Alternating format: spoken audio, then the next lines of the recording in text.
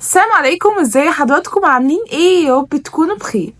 النهارده باذن الله هنتكلم عن ازاي يكون عندنا ثقه بالنفس وازاي نثق في انفسنا. واول حاجه هات ورقه وقلم واكتب معايا كل حاجه بالتفصيل لان الفيديو ده مهم جدا. وكمان لو مش كتبت راجع على الفيديو. في مفهوم خاطئ عند كل الناس ان انا اعوذ بالله من كلمه انا لما بكون واثق من نفسي يبقى انا احسن واحد في الدنيا، انا اشطر واحد، ده انا احسن واحد، ده كل الناس دي كلها خياب وانا اللي شاطر. ده تكبر، مش اسمه ثقة بالنفس. تعالوا نقول مع بعض يعني ايه الثقة بالنفس. الثقة بالنفس يعني الواحد ما يكونش خايف من اي حاجة، ما يكونش متوتر، ما يكونش عنده عصبية زيادة، يكون هادي ريلاكس، وكمان يكون واثق من نفسه وواثق من لبسه وشخصيته وكل حاجة حرفيا في نفسه واثق فيها. مثلا هديكم مثال بسيط عشان تفهموا كل حاجة. مثلا لو انا مثلا لابسة التيشيرت ده والتيشيرت ده انا بحبه جدا، وواحد قال لي ان التيشيرت ده وحش، فالتيشيرت ده انا حباه، هل انا هقوم اغيره عشان واحد قال لي ان هو وحش؟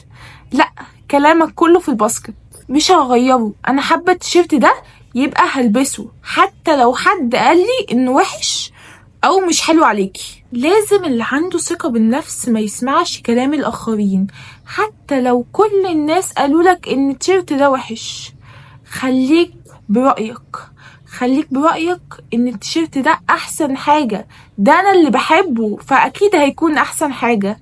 اللي واثق من نفسه مش خايف ولا مهتم بكلام الاخرين. اسمع صوتك اللي جواك، ما تسمعش كلام الاخرين. وكمان الواثق من نفسه معتمد على نفسه جدا وشايل مسؤولية، شايل مسؤولية نفسه وتعليمه ومذاكرته والفلوس، حتى بيشتغل ويصرف على نفسه. وكمان شايل مسؤولية أهله. انتوا بجد فوق الراس حرفيا. الثقة بالنفس يعني إيمان الإنسان بقدراته وإمكانياته وأهدافه وقراراته. وكمان الثقة بالنفس بتكون العمود الفقري للشخصية. الحاجات دي كلها بتكون العمود الفقري للشخصية، وبدونها بيكون الإنسان محل سخرية ومحل استهزاء من الآخرين. وبدونها، بدون الثقة بالنفس، يفقد الإنسان احترامه، وكمان يكون عرضة للانتقادات من الناس تنتقده، وكمان الناس تستهزأ بيه ويستغلوه. يعني ايه؟ يعني مدرك امكانياتي وعارف اهدافي هتمشي ازاي. يعني مثلا عندي امتحان كمان 20 يوم، انا مخططة للجدول ده او للامتحان ده، مخططة اللي انا حاطة المادة في يوم كذا، المادة الساعة كذا، مخططة عشان يوم الامتحان وعلشان اعرف اذاكر كمان. فأهم حاجة التخطيط للأهداف والتخطيط للامتحان، أهم حاجة التخطيط أصلا. فده يكون عنده ثقة بالنفس. طبعا اللي مش عنده ثقة بالنفس يخلي الناس هما اللي يعملوا له الجدول، يخططوا له، يعملوا له كل حاجة.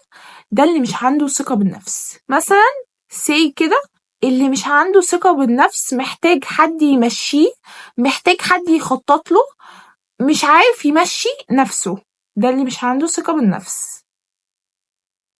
الجدول اللي انا هعمله لنفسي انا، مش محتاج حد يعمل لي، ولا من صحاب ولا من اي حد. طب مثلا اهلك عايزين يساعدوك عادي، بس انا بتكلم عن الناس اللي بره.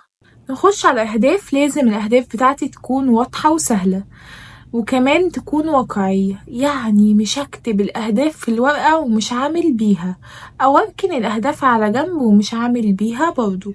لازم تكون سهلة أقدر أعملها. وكذلك اللي عنده ثقة بالنفس مسؤول من قراراته ومسؤول من أفعاله.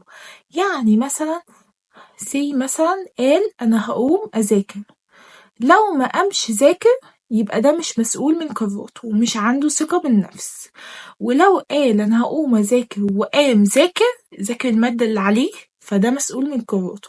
حتى برضه تجربه في كذا حاجة، ولو نجح او هو مسؤول من قراراته يبقى ده انسان عنده الثقة بالنفس. الناس فاكرة ان الحاجة دي حاجة عادية وتافهة، بس الحاجة دي بتبني بيها كل شخصيتك وبتبني بيها الثقة بالنفس أصلا، هي وتحديد الأهداف، وكمان إنك مش تكون مهتم بكلام الآخرين. كمان الحاجة دي بتعرف الناس إنك شايل مسؤولية وعندك ثقة بالنفس ولا لأ. يا أصدقائي الحلوين، كمان اللي عنده ثقة بالنفس لا تهزه أي شيء، يعني مش بتهزه حاجة خالص، ولا بتهزه كلام الناس، ولا مهتم بكلام الناس أصلا. وكمان اللي عنده ثقة بالنفس كل الناس بتحترمه، وكل الناس بتقدره، وكلهم بيحبوه. الإنسان الضعيف مش مسؤول من قراراته ولا حاطط أهداف، وكمان بيهمه كلام الناس. كلام الناس ده بصوا أكنه في إبرة تدخل جوه جسده، وشه في الأرض ومقتب ظهره أكنه عجوز. أي مشكلة أو أي حاجة بتواجهه يقعد يعيط ولا يعرف يحلها. ده إنسان ضعيف ومش سوي الشخصية. أي حد يزعله يتعصب خايف وقلقان من كل حاجة، ده الإنسان الضعيف مش عنده أمان نفسي. طب الإنسان اللي يتجاوز الضعف ويعملها بثقة بالنفس، يتجاوز الضعف ويكون عنده ثقة بالنفس، ده إنسان قوي وناجح في حياته. افتكر دايما إن كلنا بنخطأ، مفيش حد مش بيغلط، كلنا معصومين من الخطأ. وكمان مش تخلي خطأ يهز ثقتك بنفسك، خليك واثق من نفسك، ولو الخطأ ده اتكرر اتعلم منه عادي. اغلط مرة 2 3 اتعلم. احنا موجودين او عايشين في الحياة عشان نتعلم من اخطائنا. نيجي بقى على الايجابيات. الشخصية الواثقة من نفسها بتتحمل المسؤولية، وكمان بتنجز الاشياء او الحاجات اللي عليها صعبة، بتنجزها أكنها حاجات سهلة. ولو الحاجات الصعبة اتراكمت عليك أو مش قادر تنجزها، عادي، احنا كلنا كده. بس نعمل ايه؟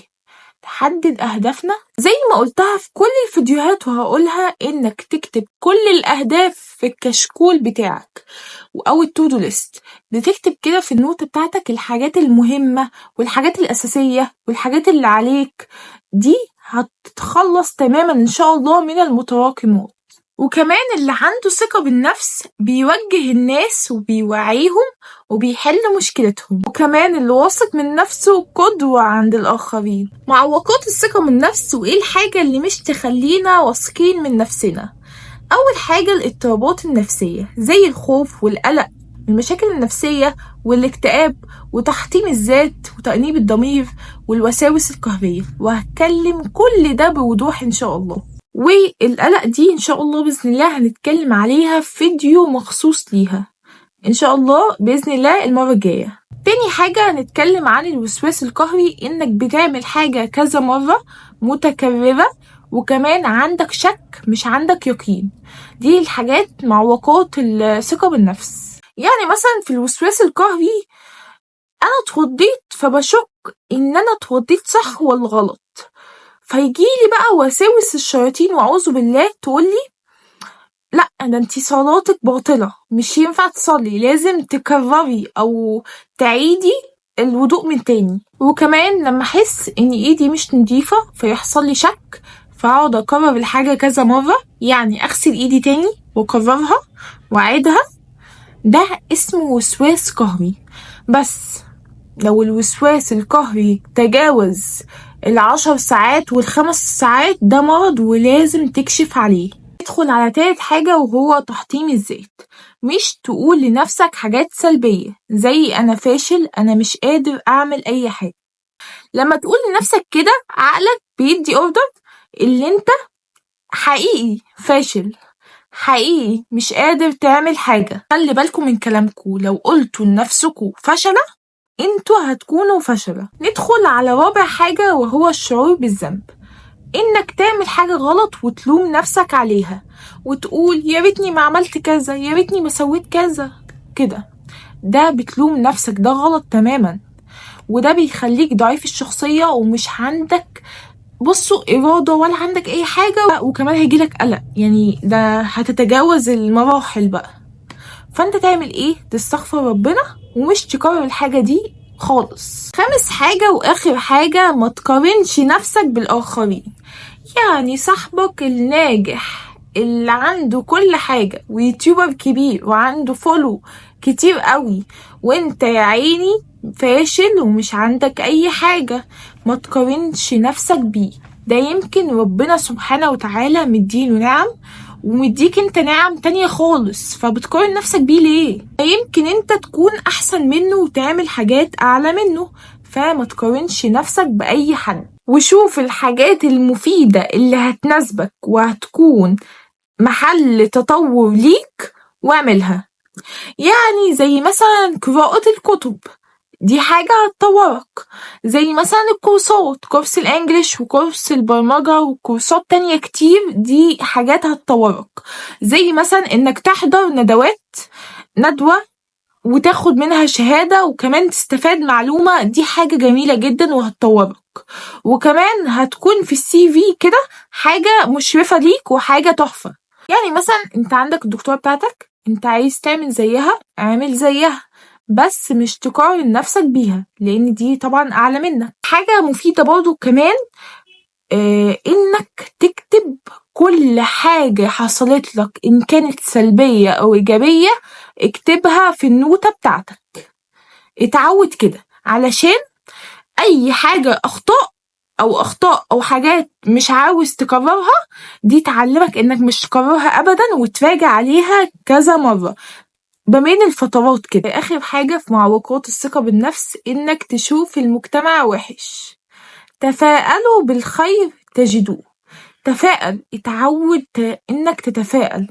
شوف المجتمع على هيئة حاجة هتوصلك للنجاح.